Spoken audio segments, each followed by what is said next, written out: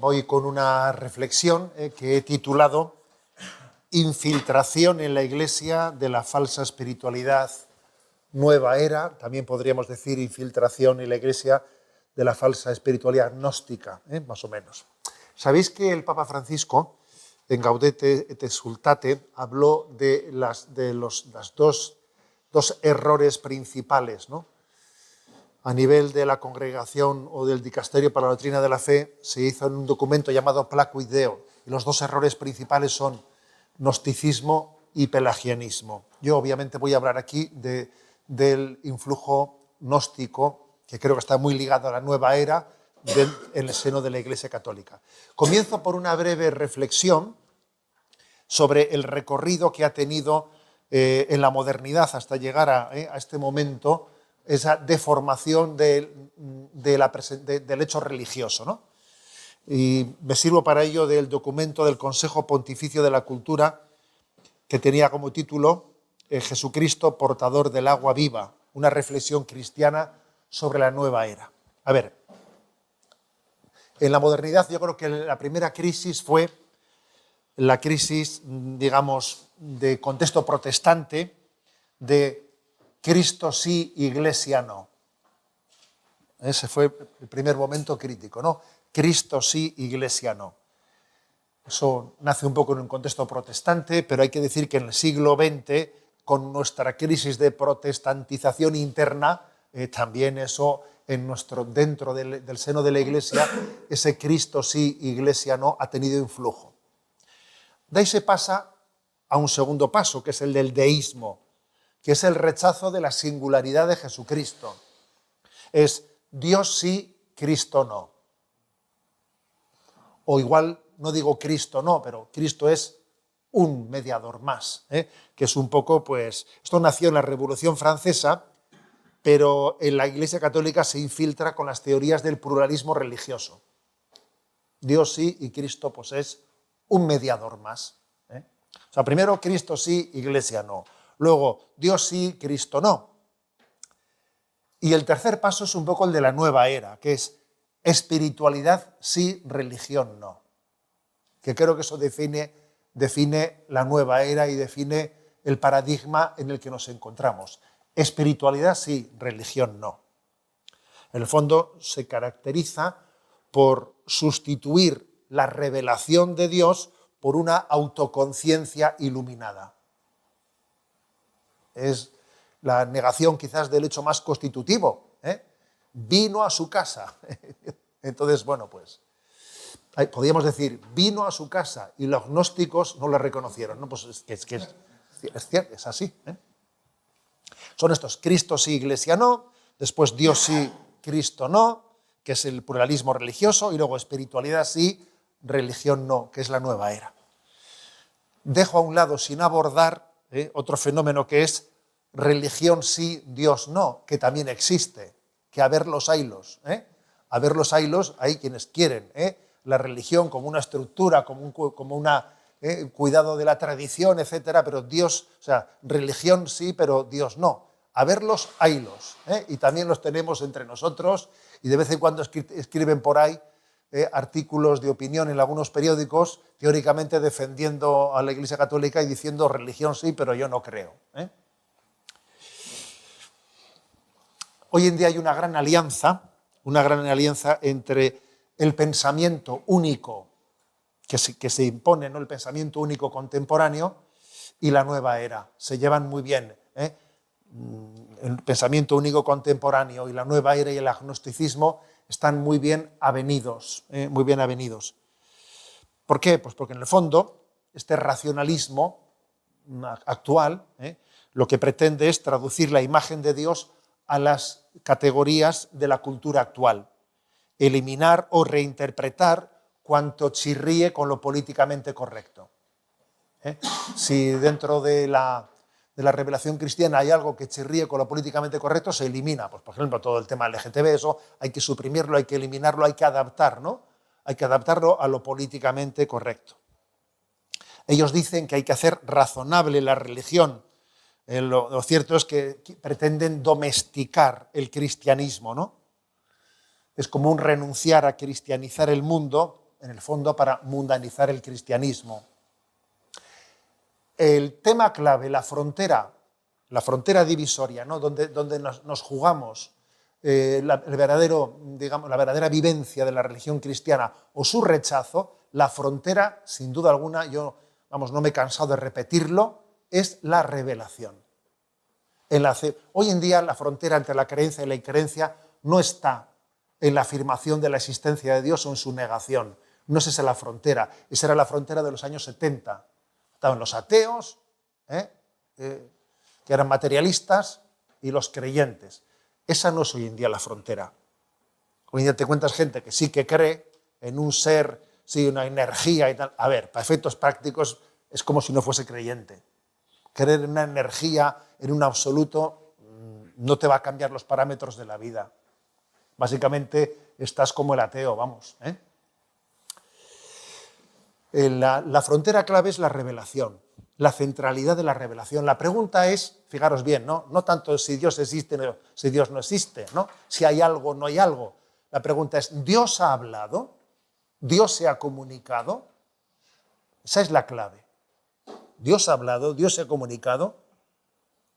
Entonces, por eso es tan determinante la encarnación. O sea, Dios no únicamente nos habló a través del pueblo de Israel, sino que llegado a la plenitud de los tiempos se ha encarnado, ha tomado nuestra carne humana, se ha hecho interlocutor nuestro, ha hablado nuestro propio lenguaje, ha predicado, ¿no? De manera que podamos entenderle, ha elegido unos apóstoles sobre los que ha fundado una iglesia, les ha dicho, id y predicar, yo estaré con vosotros. Esto es lo determinante. Que exista una energía, que no exista. A ver, Dios ha hablado, Dios se ha comunicado. Eso es lo que me cambia la vida, claro. Eso es lo que me cambia la vida. Entonces, ¿qué ocurre con el gnosticismo? El gnosticismo, que tiende mucho no a negar las cosas, sino a vaciarlas de contenido. A vaciarlas de contenido, el gnosticismo dice que todo esto de la revelación es un lenguaje simbólico. Y entonces, que no se puede entender en el sentido infantil de la palabra, como que Dios viene a nosotros a comunicarse. No se puede pensar que la revelación es algo heterónomo, que desde fuera te hablan, sino que en el fondo la revelación es que te ayuden a descubrir la verdad que está dentro de ti. En ti está la plenitud de la verdad. Es la famosa teoría mayéutica de Sócrates, pero aplicada no a la filosofía, sino aplicada a la revelación. O sea, sacar fuera de ti, claro, Sócrates lo hablaba en un sentido filosófico, pero esto es como aplicar, ¿no? Aplicar a la misma revelación esto, es decir, la revelación no es que Dios venga de lo alto a hablarte, sino que la plenitud de la verdad está en ti y se trata de descubrirla, de aflorarla. Por lo tanto, existen tantas revelaciones como personas, ¿no? Y entonces, ¿esto qué supone? Supone que hay un cambio de paradigma completamente, ¿no? Se cambia de entender la revelación como un acontecimiento salvífico. La palabra se hizo carne y habitó entre nosotros, eso ha acontecido. Y vas a Tierra Santa y te dice, aquí la palabra se hizo carne. Tomá, ocurrió allí hace 2023 años. Es un acontecimiento. Un acontecimiento. Pero no, se cambia ese paradigma y entonces la revelación es una iluminación ética. Es una iluminación ética.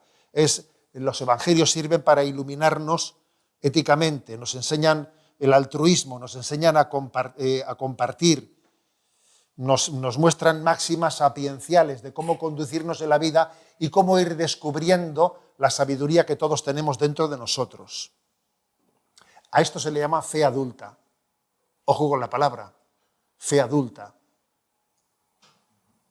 Porque es como decir, a los niños se les cuentan cuentos, de que viene Dios y te habla, ¿no? Viene Dios y no sé qué. Pues esto es como el cuento, pero eso era como el cuento de los Reyes Magos, ¿no? Pero nosotros tenemos fe adulta. Entonces la fe adulta lo que viene a decirte es que tú vas descubriendo la verdad que anida dentro de ti, ¿no? Por cierto, permitidme un pequeño paréntesis, recuerdo con una emoción tremenda, recién preconizado, o elegido, nombrado obispo, pero todavía no consagrado, fue el Encuentro Mundial de las Familias en Valencia, en Valencia.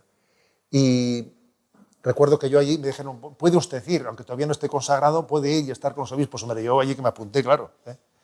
Me dijeron, póngase un pectoral, pues para que la policía no le... Bueno, me puse un pectoral y estuve entre los obispos, y allí estuvimos con Benedicto XVI en la capilla de Santo Grial, allí pues en la Catedral de Valencia, ¿no? Y entonces la Conferencia Episcopal Española acababa de publicar un documento valiente, Teología y Secularización, en España, Teología y Secularización, en la que ponía el dedo en la llaga de qué errores se estaban cometiendo de este estilo, de negar la revelación, vaciarla de contenido, etc. Y además iba pues, describiéndolos, porque es que teníamos el peligro en las facultades de teología, donde teníamos allí a profesores a las facultades de teología enseñando todas estas teorías gnósticas, ¿no? Entonces recuerdo que Benedicto XVI hizo mención a ese documento y dijo, habéis salido a defender la fe de los pequeños y Dios os lo pagará. Diciendo, a ver, ¿qué es eso de que los gnósticos, ¿no?, dicen en su elucubración que la revelación hay que entenderla como que es una iluminación que existe dentro de ti para que tú comprendas la verdad? Y él dijo, no, habéis salido a defender la fe de los sencillos y Dios os lo pagará. A ello se me quedó grabado, Fue un momento para mí fundante, fíjate, en la vida, defender la fe de los sencillos.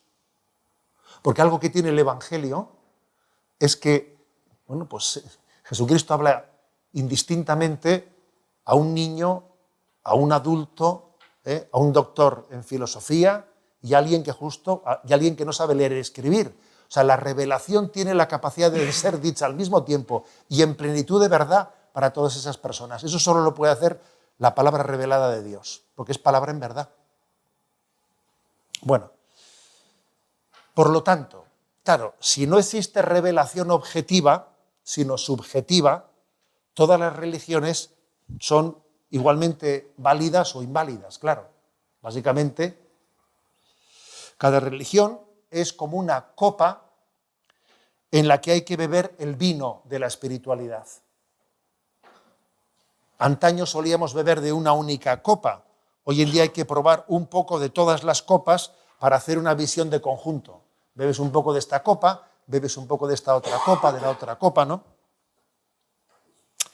Incluso alguno puede decir, yo no necesito igual de ninguna copa para beber del vino, bebo a morro, como se dice. Bueno, pues soy capaz de beber sin necesidad de copa. Al que le sirva la copa, que coja la copa, pero no tiene por qué ligarse a una copa. Una copa será el cristianismo, otra copa será el islamismo, otra será el hinduismo. Lo importante no es la copa con la que bebas, sino que tú bebas de ese líquido de la espiritualidad, ¿no? Por eso podemos llegar a escuchar, ¿no?, a escuchar expresiones que yo he copiado aquí literalmente, ¿no?, de uno de estos autores, que luego daremos algunos nombres, pero yo he copiado aquí literalmente la siguiente frase: me considero un ferviente cristiano, un fervoroso sintoísta, un piadoso hindú, un fiel musulmán y un devoto judío. Claro. O nada, todo o nada, que es lo mismo, claro. Porque en el fondo me sirvo en la medida en que pero vamos, no creo que sí, pero es que para nosotros Jesús no solo es el vino, es la copa. O sea, yo no puedo distinguir en Jesucristo el vino y la copa. No. Él es ambas cosas, es ambas cosas. Bueno, pues entonces, ¿cuál es ese vino común o esa espiritualidad común de la que debieran beber de la que beben todas las copas según esta imagen gnóstica o de nueva era? ¿Cuál es esa imagen, no? La interiorización. A ver, la clave está en la interioridad, la interiorización. Ese es el fin. El fin es la interiorización. La clave está en encontrarte contigo mismo, conseguir tu paz, relajarte, llegar a una armonía cósmica. Ese es el fin. A eso es a lo que vamos, ¿no? Por ejemplo, fijaros, ¿no? Leo un texto de Pablo Dors, de su libro Biografía del Silencio, del que tanta difusión se ha hecho, ¿no? Yo medito para tener fe en la meditación. Medito para que mi vida sea meditación. Vivo para que mi meditación sea vida. No aspiro a contemplar, sino a ser contemplativo, que es tanto como ser sin anhelar. En el Zen el camino es la meta. Bueno, bien. A ver, no tengo más preguntas, señoría. Que obviamente quiere decir que si yo no quiero contemplar, ¿no?, a Dios, si no quiero ser contemplativo, o sea, me estoy quedando en una actitud, pero no he llegado a entender que aquí lo principal es el don que Dios te entrega a Jesucristo, que Dios te lo da y te transforma en Jesucristo.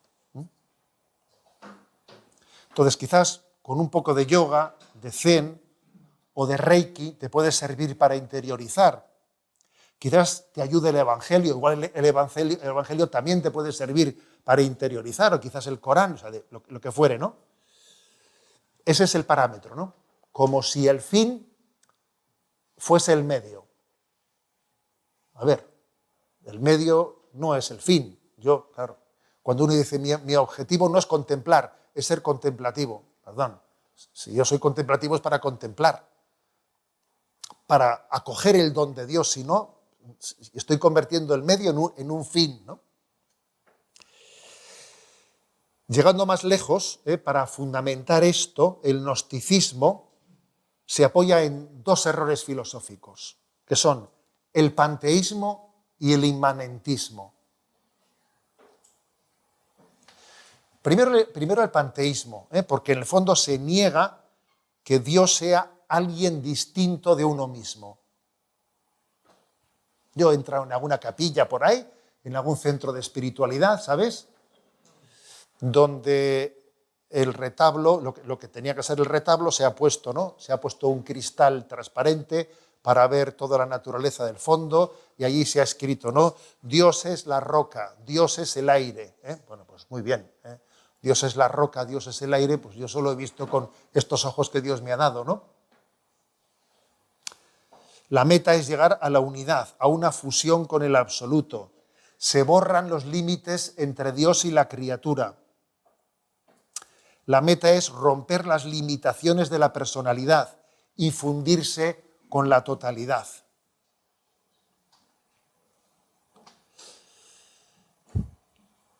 Y por cierto, un pequeño paréntesis, este error panteísta tiene también un problema filosófico de fondo. Cuando estudiamos filosofía, si os acordáis, ¿no?, pues se hablaba de cómo Santo Tomás de Aquino hablaba de la participación del ser.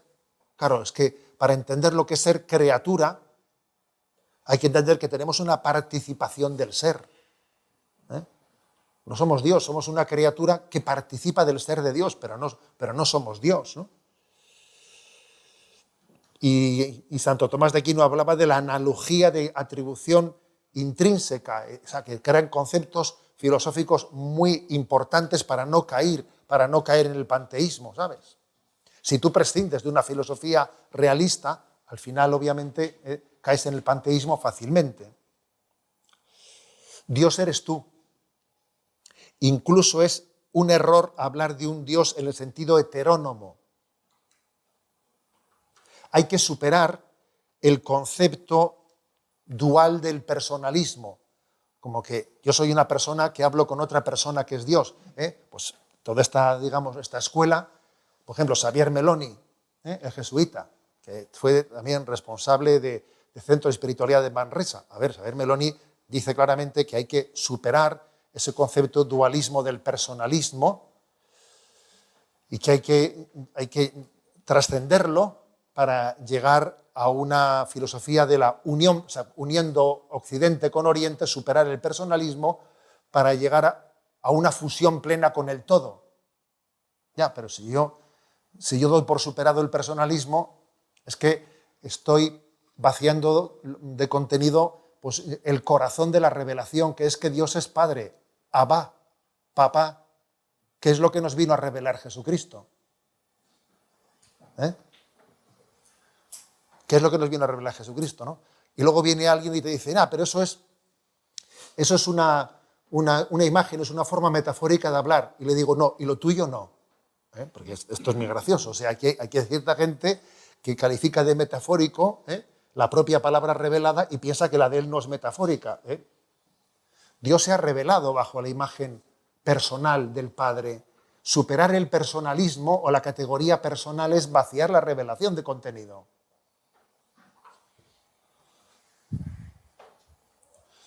Pues entonces el gnosticismo se mueve como pez en el agua en esas filosofías orientales que no creen en un Dios personal, sino más bien hablan de una energía. Pero no es un Dios personal. No hay un tú a tú, no hay una relación personal con Dios.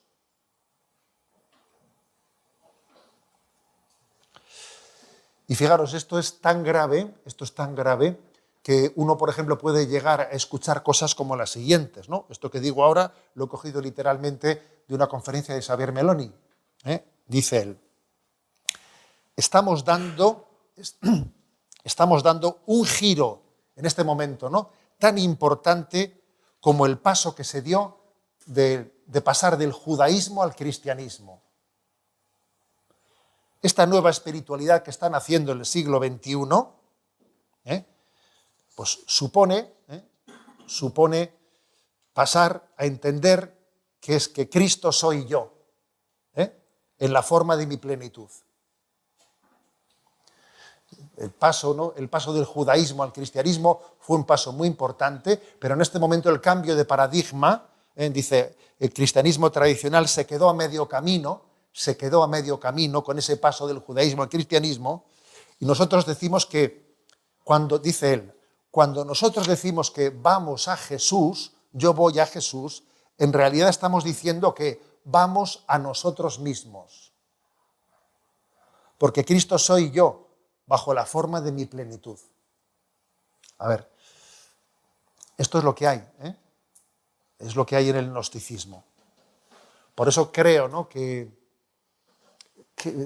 la frontera, ¿no?, entre la creencia y la increencia está en la revelación, en que Dios se ha revelado.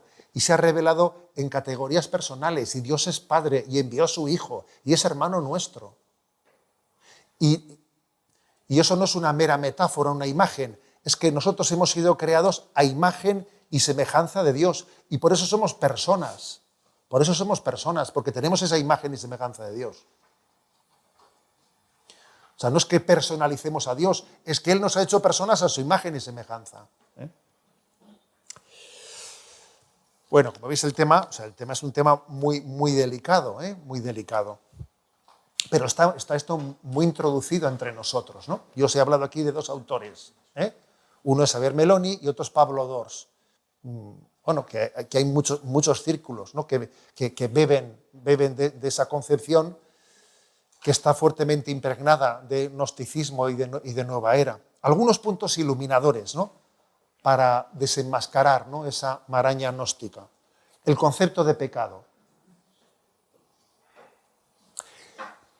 En el mundo, digamos, de la nueva era, si hay algo que no es aceptable, es el de pecado. Recuerdo que invitamos a San Sebastián a una mujer llamada Asunción Ruiz, que nos dio una conferencia de la nueva era al cristianismo, en la que ella había pasado por todas las experiencias de nueva era, madre mía, ¿no? La mujer había nacido en una familia no cristiana, comunista, y había tenido pues, un itinerario muy complejo, ¿no?, de meterse en muchas experiencias de nueva era hasta que había descubierto a Jesucristo, ¿no? Pero contó ella algo que a mí me impactó, ¿no?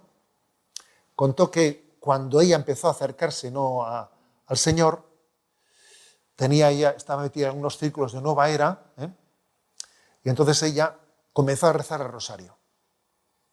Claro, cuando los del grupo vieron que rezaba el rosario, Dijeron, bueno, a ver, ella les invitó, recemos el rosario. Bueno, vamos a analizarlo. Analizaron el Ave María, ¿no? A ver si lo podían asumir.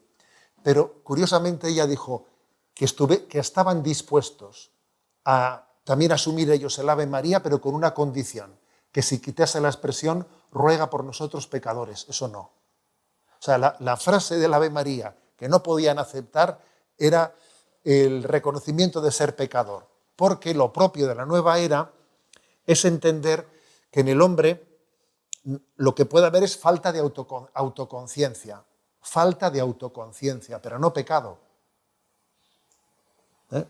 No pecado.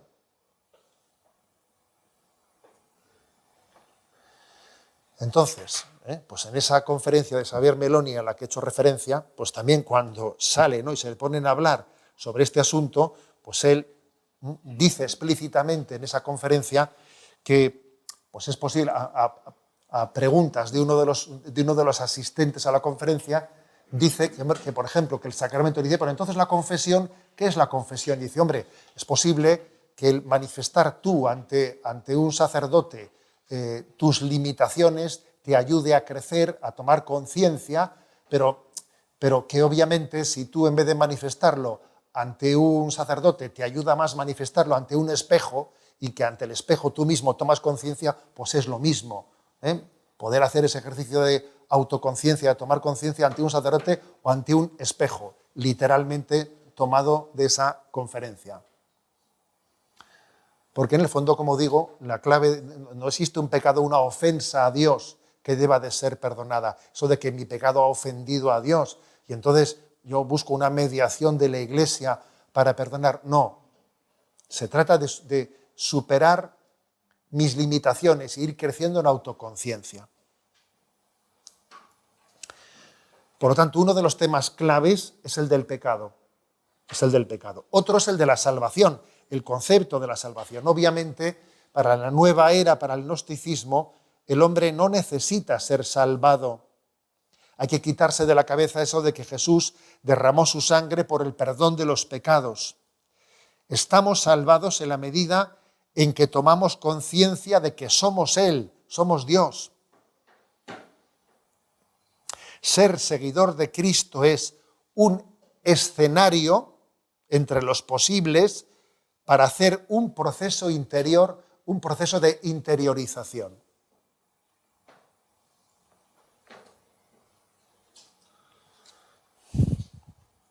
Está el siguiente concepto que también hace aguas, el de la oración.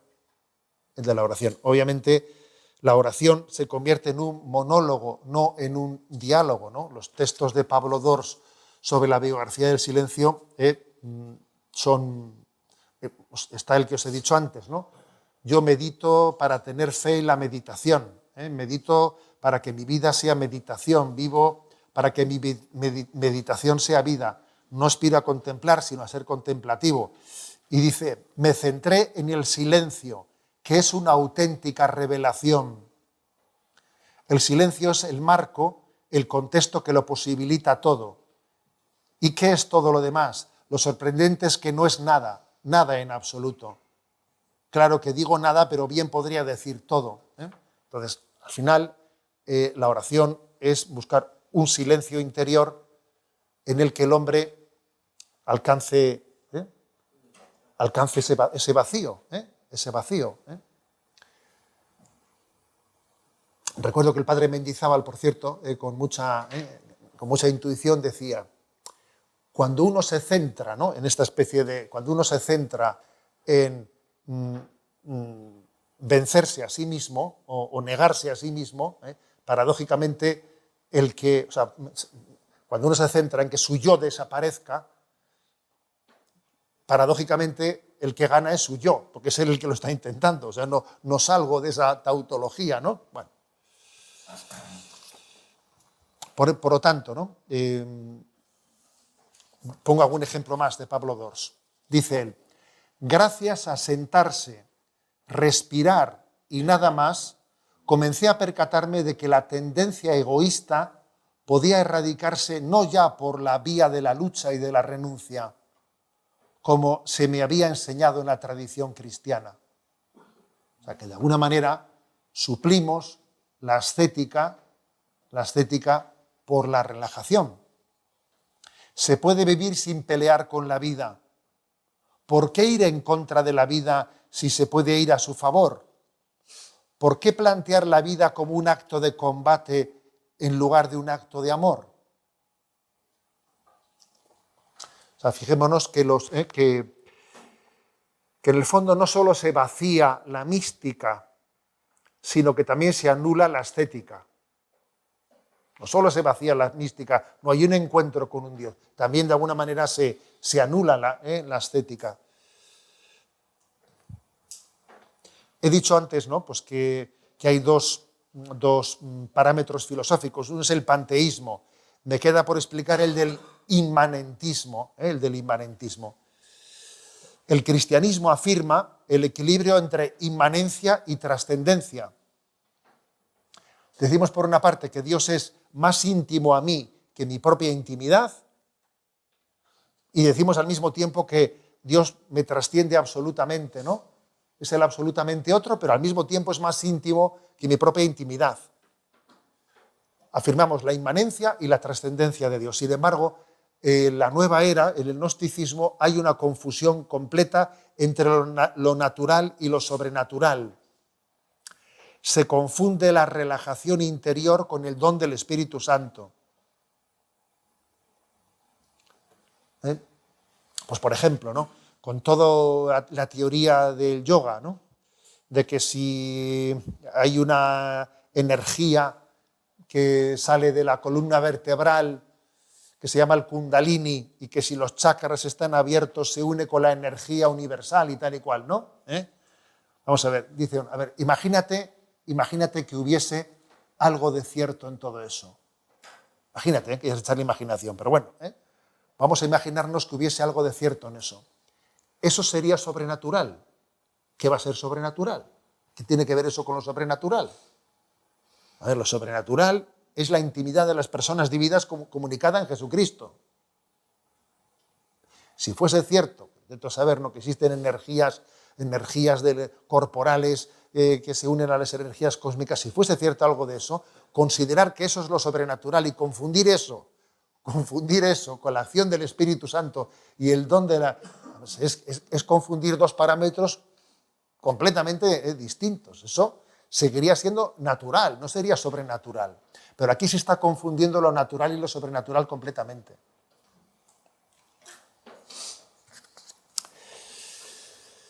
Bien, y es obvio que otro tema clave es el antropológico, ¿no? O sea, el olvido de la herida del pecado, el olvido de la herida del pecado original en la naturaleza humana y en la naturaleza en general. Cuando se habla de que el hombre está llamado a diluirse en las energías en el universo, nos estamos olvidando de que el universo, la naturaleza, si bien es cierto que participa de las huellas del Creador, también participa de las huellas del pecado, ¿no? Y que la fascinación por la naturaleza en el fondo es una idolatría. Es una idolatría. Nosotros no adoramos la naturaleza. Adoramos al Creador, ¿no? Y por el bautismo somos sacerdotes llamados a transformar el mundo y hacer del mundo una ofrenda a Dios vivo, ¿no? Por eso también aquí hay un concepto antropológico equivocado en el que nos olvidamos de la existencia del pecado original. Os leo algunas citas, ¿no? Algunas citas de Pablo Dors sobre esta falsa antropología. Mucho me temo que cuando buscamos es que solemos rechazar lo que tenemos. Ahora bien, toda búsqueda auténtica acaba por remitirnos a donde estábamos.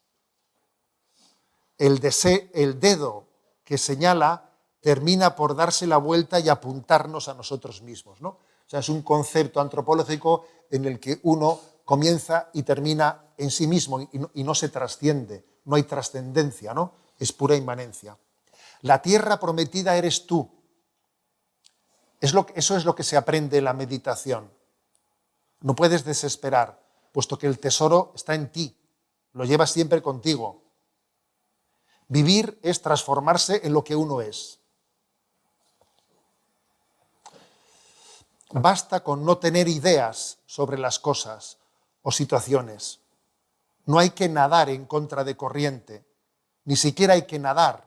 Cualquier orilla a la que esa corriente te lleve es buena para ti. Eso es la fe. Bueno, como veis, yo creo, ¿no?, que este tipo de esa espiritualidad sí, religión no, yo creo que ciertamente está condicionando nuestro paradigma. Y que hay muchas personas que a niveles muy distintos, porque yo sé que hay personas que hacen yoga, pues que en el fondo su vivencia del yoga no pasa mucho de hacer estiramientos, yo qué sé, o sea, hay niveles de las cosas. Hay personas que hacen un yoga que en el fondo les sirve, pues no sé, pues de estiramiento muscular, estiramiento muscular. Pero claro, puestos a introducirte en este mundo es muy difícil ser capaces de iluminar dónde están las fronteras, las metas volantes en las que se va colando la visión gnóstica y el vaciamiento del concepto de revelación y la sustitución de la revelación por la autoiluminación, que yo creo que es precisamente pues, la herida principal que tenemos. Y bueno, yo la verdad es que me quedo perplejo de que autores nuestros que están en casa, pues asuman estos parámetros con esa, con esa frivolidad, con esa frivolidad.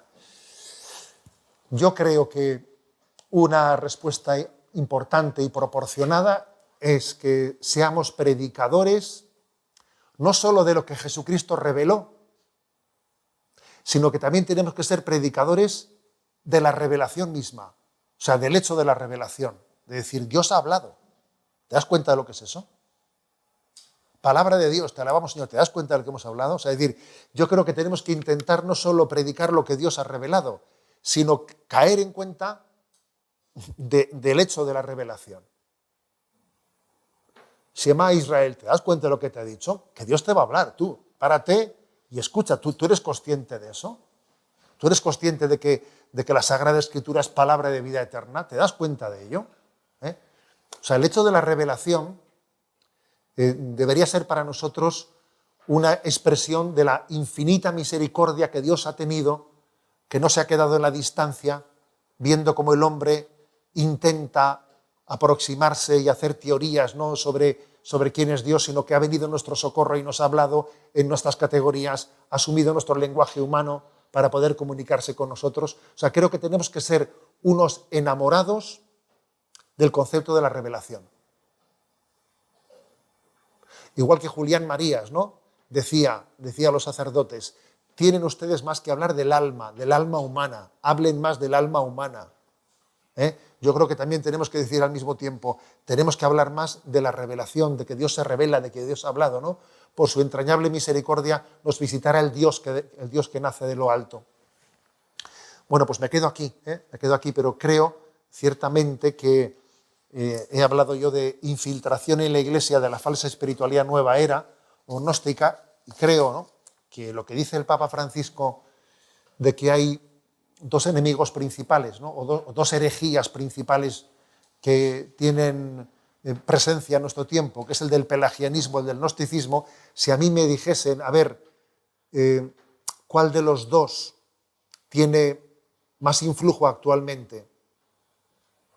Pues igual habría que decir, en círculos teológicos, más el gnosticismo. En la vivencia popular o práctica de nuestra vida cristiana, quizás más el pelagianismo. También las dos cosas se pueden dar al mismo tiempo, pero yo me atrevería a decir esto. El gnosticismo se está introduciendo más ciertos ámbitos. Antes el gnosticismo se transmitía más por las facultades de teología. Como he dicho yo de aquel documento que la Conferencia Episcopal, hoy en día, gracias a Dios, ya no se transmite tanto en facultades de teología, sino a veces en centros de espiritualidad, que son utilizados para, no se sabe muy bien qué. Eso ha pasado de ser un tema de teología dogmática, del pluralismo religioso, ¿sabes? Ha pasado a ser un tema que acontece en los centros, en las casas de espiritualidad.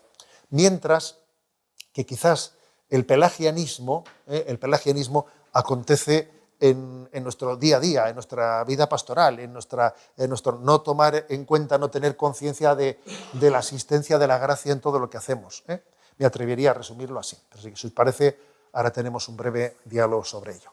Gloria al Padre, al Hijo y al Espíritu Santo, como era en el principio, ahora y siempre, por los siglos de los siglos. Amén. Hola queridos hermanos y hermanas en Cristo. Bienvenidos una vez más a nuestro canal.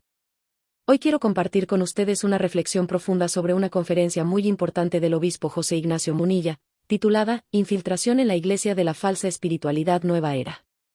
Este tema es de vital importancia para todos los católicos en nuestros tiempos, así que los invito a acompañarme en este análisis.